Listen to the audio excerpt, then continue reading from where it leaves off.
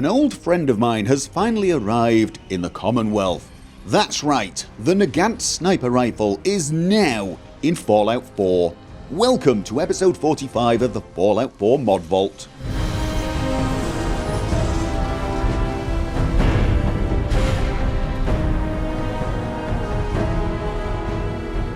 When covering weapon mods, I often use terms such as a work of art or a thing of beauty. And you might be thinking, please, this time, do something a little different.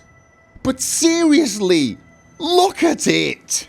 It even looks adorable in silhouette. Even the reload is gorgeous. And the action, well, I mean, it's a beautiful thing to shoot for that alone. This is of course the Mosin Nagant, and I do apologise if I'm saying that incorrectly.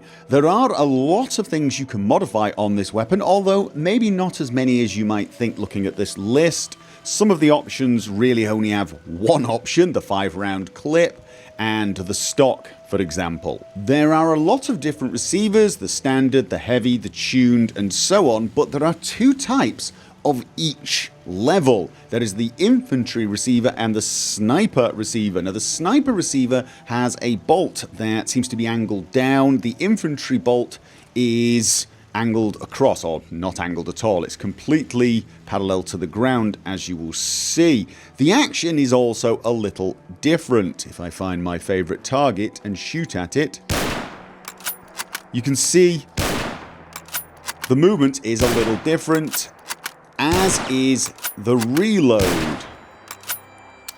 which does seem to be a lot quicker. You're using a clip instead of just loading each round one at a time.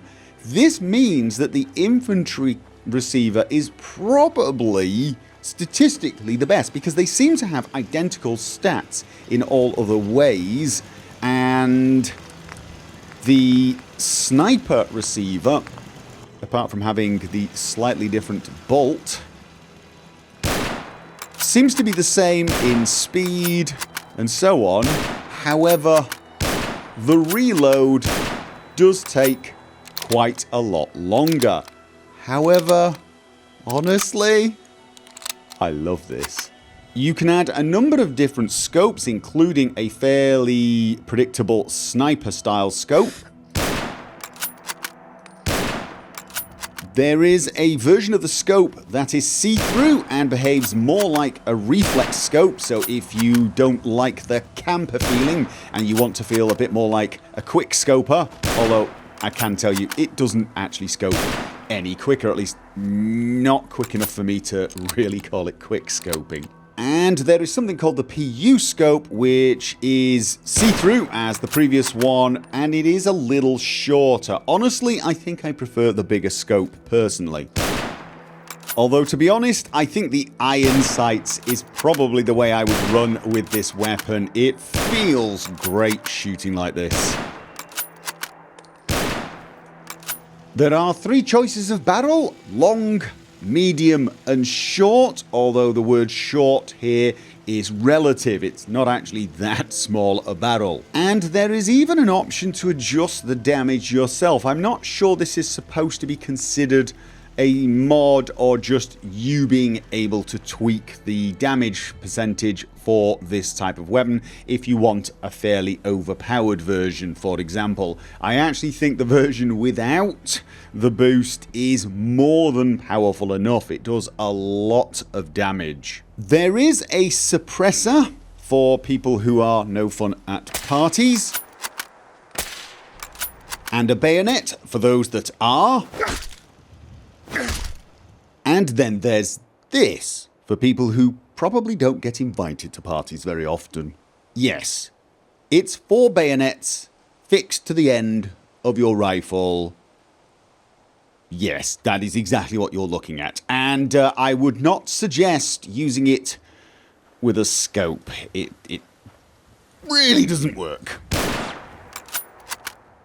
And that, ladies and gentlemen, is the Mosin Nagant. And yes, it's a work of art and a thing of beauty. Leave me alone. In a previous video I covered a mod called the Red Wave, which was a player home that was on a boat, and it was a home that you could move around the wasteland. It was a really great idea, giving you a small but functional player home, and I really did enjoy it. However, it didn't go to as many places as I would like, and that included Far Harbor. Well, now there is a new mod called the Red Wave Reloaded. It is bigger, better equipped, and it goes to more places. Quite obviously this mod was inspired by the Red Wave, but it is a completely new mod. The original mod author seems to have given his blessing, which is great, because I absolutely love this mod.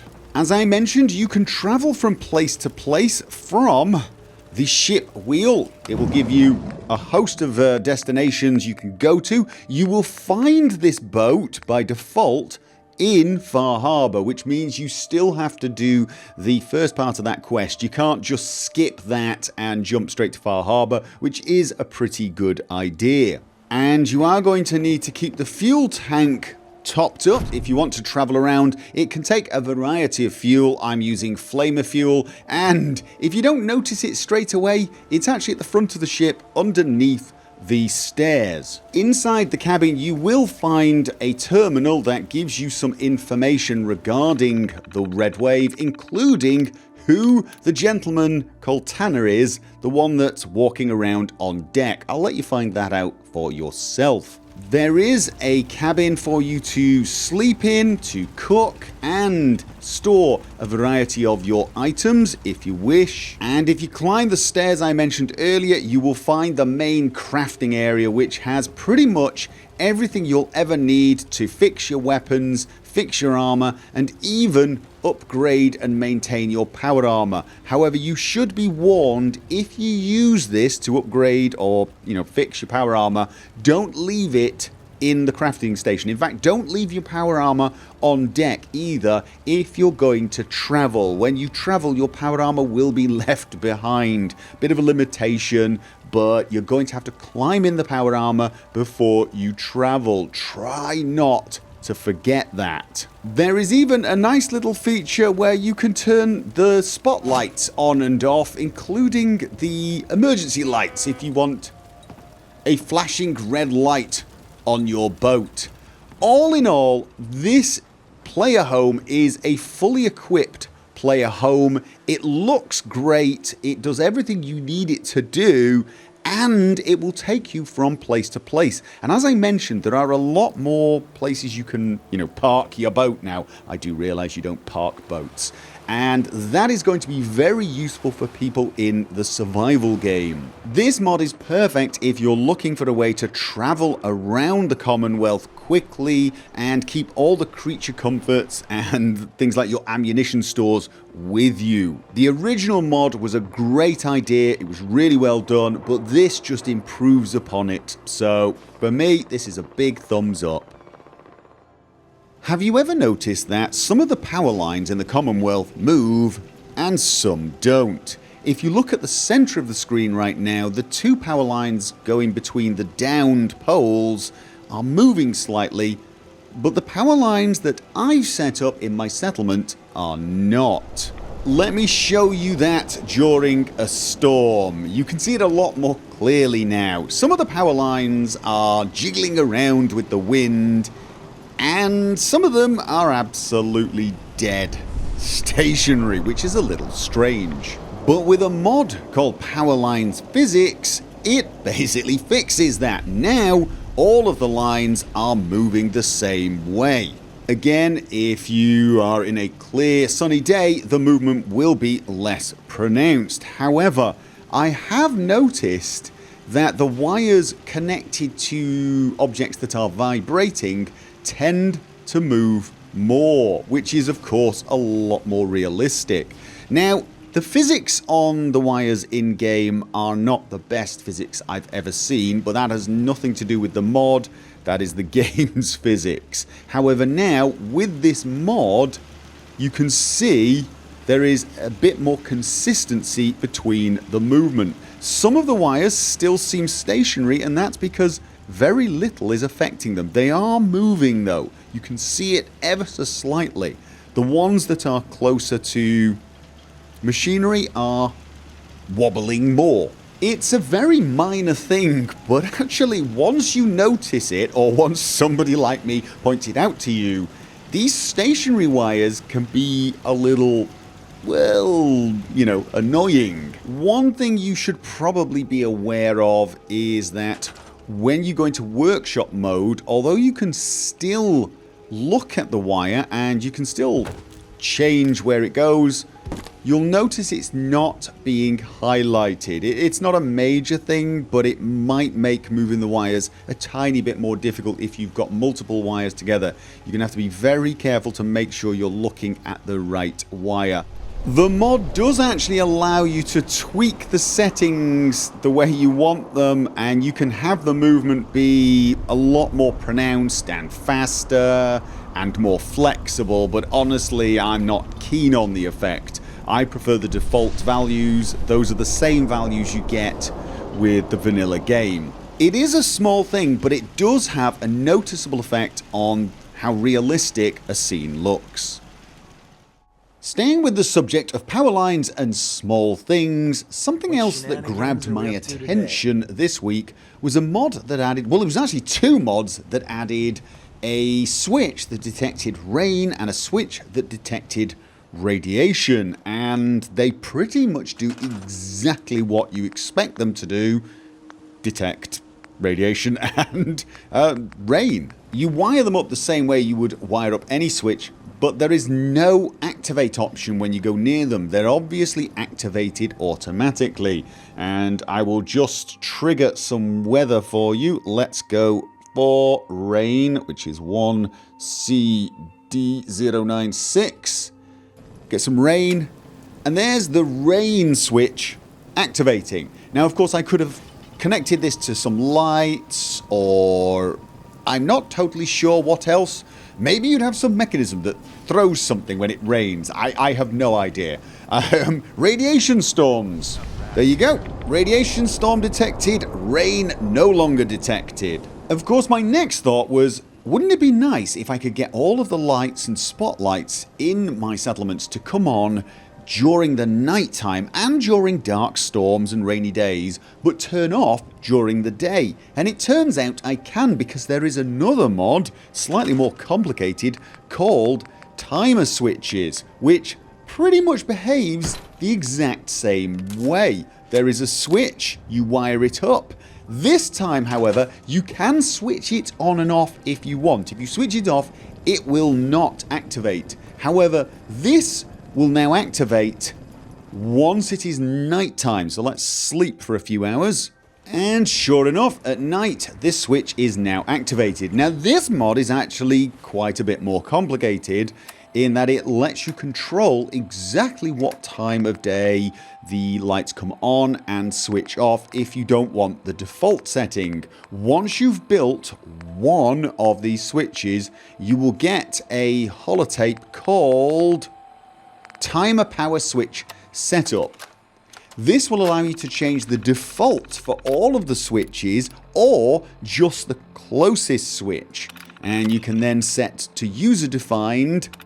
And once you've done that, you can set the turn on time yourself and, of course, the turn off time.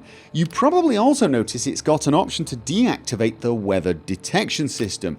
That's because it turns out this mod actually includes weather detection on this light switch. If it rains or there is a radiation storm, this activates as well. So you might be thinking, do I still need these two? And the answer is yes, you might, depending on what you're trying to do. You see, the timer switch, whilst it does its job, it tends to do it quite slowly. You'll see the radiation switch has already detected the change, whereas the timer switch, it's on a lot slower loop. So you're going to have to wait a while. Now, for non-critical things, this might not be a huge problem, but if you really wanted a quicker reaction than that, you're probably best using this individual switch. The same is true for the rain detection. If I change the weather to a rad storm now that I've got it wired to both switches, pretty much a second's delay maybe, and it's already on. So that's the advantage to the individual switches. And of course there's no reason you can't use both mods and connect two switches up so that you get the timer from one and the instant response from the other. Of course the other advantage to these singular switches is you can pretty much ignore the night and day cycle if all you want is radiation or rain. Perhaps you have some doors that open up during a storm, or I have no idea. To be honest with you, I can only think of controlling the lights. Maybe you guys have got some suggestions. Maybe you guys have got some incredible ideas of how you could use these switches in interesting ways. I imagine some of you've got very interesting suggestions. For the timer switch, if you don't like the wall switches, you can also have a small pylon and a large timer pylon that do pretty much the same things. And of course they are controlled by the holotape. You just have to make sure you're closer to one than the other if you want just that one switch to be set. Honestly, I think this should have been in the game from the start. I actually think you should be able to control when the lights come on and off from a terminal. They should be something you can set from a terminal. But in the meantime, this is the next best thing. So if you're looking for a way to control some of your electrical devices during the day or during certain weather cycles, either of these two mods has got you covered. And that was weirdly convenient, wasn't it? A rad storm is coming. And that is all we have time for this week. Of course, as I always do, I'm going to end with the screenshots that you guys have been posting. A big thank you to everybody who has done so. If you want to actually post an image for me to use in my videos, there is a link down below in the description. It will take you to a video that will explain exactly how you can do that. I hope you guys can join me for the next Mod Vault, or indeed any of my other videos. Whichever video you decide to join me on, I look forward to seeing you there, and until then, remember as always, have fun. If you're curious as to whether I've covered a mod in one of my videos, feel free to go along to my website gophersvids.com and check the search functionality out. Just type the name of the mod you're interested in, open up the settings and filter by mods only. Click for search and you will see whether or not I've covered that mod. Click on the mod and it will also show you any of the videos this mod appears in.